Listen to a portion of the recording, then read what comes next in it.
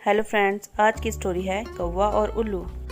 बहुत समय पहले की बात है कि एक वन में विशाल बरगद का पेड़ कौवे की राजधानी था। हजारों कौवे उस पर वास करते थे। उसी पेड़ पर कौवों का राजा मेघ भी रहता था। बरगद के पेड़ के पास एक पहाड़ी थी जिसमें असंख्य गुफाएं थी। उन गुफाओं में उल्लू निवास करते थे। उनका राजा अरीमर था। अरीमर बहुत पराक्रमी राजा था। कौवों को तो उसने उल्लुओं का दुश्मन नंबर 1 घोषित कर दिया था। उसे कौवों से इतनी नफरत थी कि किसी भी कौवे को मारे बिना वह भोजन भी नहीं किया करता। जब बहुत अधिक कौवे मारे जाने लगे तो उसके राजा मेघ को बहुत चिंता हुई। उसने कौवों की एक सभा इस समस्या का विचार करने के लिए बुलाई। मेघ बोला, मेरे प्यारे कौवों, आपको तो पता ही है कि उल्लुओं के आक्रमण के कारण हमारा जीवन असुरक्षित हो गया है। हमारा शत्रु शक्तिशाली है और अहंकारी भी। वह हम पर हमले किए जा रहा है। हम रात को देख नहीं पाते। हम दिन में जवाबी हमला नहीं कर पाते क्योंकि वे गुफाओं के अंधेरों में सुरक्षित बैठे रहते हैं। फिर मेघ ने सयाने और बुद्धिमान कौवे से अपने सुझाव के लिए कहा। एक डरपोक कौवा बोला, हमें उल्लुओं से समझौता कर लेना चाहिए। वह जो शर्तें रखे हमें स्वीकार करनी चाहिए। अपने से ताकतवर दुश्मन से पिटते रहने से क्या तुक है। बहुत से कौवों ने कां करके विरोध प्रकट किया। एक गर्म दिमाग का कौवा चीखा, हमें उन दुष्टों से बात नहीं करनी चाहिए। सब उठो और उन पर आक्रमण कर दो। एक निराशावादी कौवा बोला, शत्रु बलवान है, हमें यह स्थान छोड़कर चले जाना चाहिए। सियाने कौवे ने सलाह दी, अपना घर छोड़ना ठीक नहीं है। हम यहाँ से गए तो बिल्कुल ही टूट जाएंगे। हमें यहीं रहकर और पक्षियों से सलाह लेनी चाहिए। कौवों में से चतुर व बुद्धिमान सजीवी नामक कौवा था जो चुपचाप बैठा सबकी दलीलें सुन रहा था। राजा मेघ उसकी ओर मुड़ा, महाशय, आप चुप हैं? मैं आपकी राय जानना चाहता हूँ। सजीवी बोला, महाराज, शत्रु अधिक शक्तिशाली हो तो छल नीति से काम लेना चाहिए। कैसी छल नीति? जरा साफ साफ बताइए। सजीवी राजा ने कहा। सजीवी बोला, आप मुझे भला बुरा कहिए और मुझ पर जानलेवा हमला कीजिए।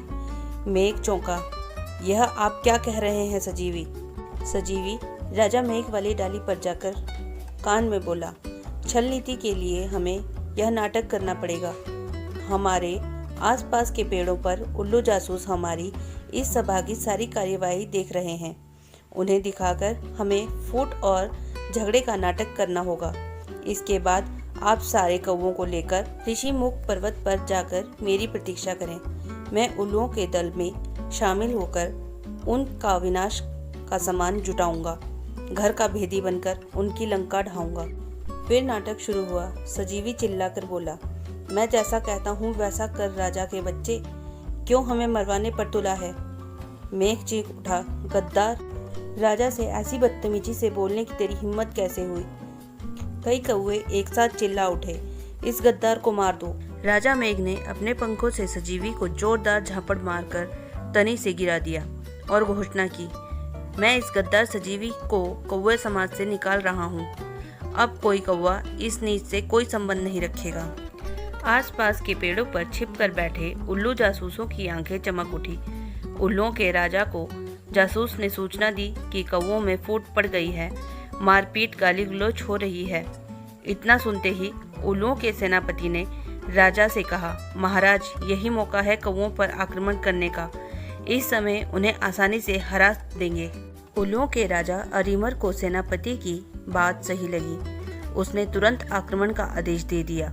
बस फिर क्या था, हजारों उल्लू की सेना बरगद के पेड़ पर आक्रमण करने चल दी, परंतु वहां एक भी कौवा नहीं मिला। मिलता भी कैसे? योजना के अनुसार मेघ सारे कौवों को लेकर ऋषिमुख पर्वत की ओर कूच कर गया। पेड़ खाली पाकर उल्लुओं के राजा ने ठोका। कौवे हमारा सामना करने के बजाय भाग गए। ऐसे कायरों पर हजार थू। सारे उल्लू हू हू की आवाज निकालकर अपनी जीत की घोषणा करने लगे। नीचे झाड़ियों में गिरा पड़ा सजीवी कौवा यह देख रहा था। सजीवी ने कां की आवाज निकाली।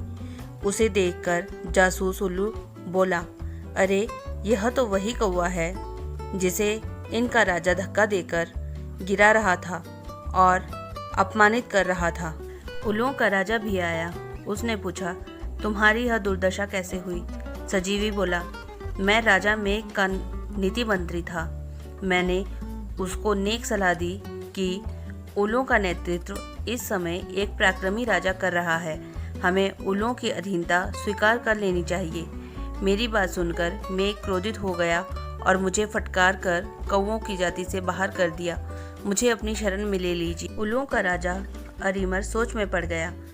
उसके सियाने नीति सलाहकार ने कान में कहा, राजन, शत्रु की बात का विश्वास नहीं करना चाहिए। यह हमारा शत्रु है, इसे मार दो।